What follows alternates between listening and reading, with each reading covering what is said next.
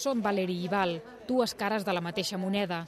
Una és la protagonista real i l'altra la de ficció a Diario de una ninfòmana. L'escriptora Valerie Tasso va aixecar molta polseguera i va vendre molts llibres amb el seu relat autobiogràfic d'una passió pel sexe portada a l'extrem.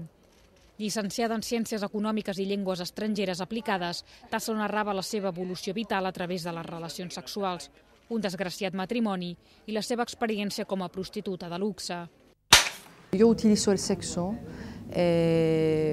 para buscar el amor quizás al principio, pero en el fondo para conocerme a mí, para conocer mis puntos de torsión, para conocer el olor del exceso, para autodestruirme y volver a reconstruirme, para saber dónde están mis límites, para saber si necesito límites. Cristian Molina és el director encarregat de portar a la gran pantalla la novel·la autobiogràfica que té l'actriu Belén Fabra com l'alter ego fílmic de Tasso. És un personatge molt complex, que et fa reflexionar molt sobre la teva vida, sobre com vius la vida, perquè és un personatge que aprecia molt la llibertat per aquesta mateixa transgressió, per aquesta manera d'anar a través de la vida, de viure les coses, d'anar fins al límit, d'arriscar-se. El director ha assegurat que han intentat ser fidels a l'essència del llibre, escrit a contracorrent de l'actitud políticament correcta respecte al sexe. Yo siempre he ido a contracorriente de todo y siempre he querido denunciar que el sexo del que se está hablando es un sexo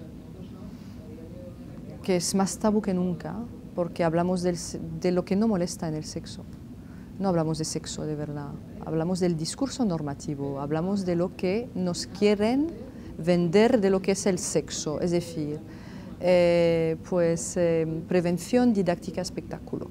L'escriptora se sent satisfeta amb l'adaptació que n'està fent Cristian Molina perquè creu que s'ha evitat caure en la vulgaritat. El principal repte, però, ha estat per l'actriu, que es passa pràcticament despullada tota la pel·lícula. Complicat per a mi si tingués molt pudor i això, però això és una cosa que un ha de superar si té aquests problemes. Ara ja només queda esperar que la cinta arribi als cinemes.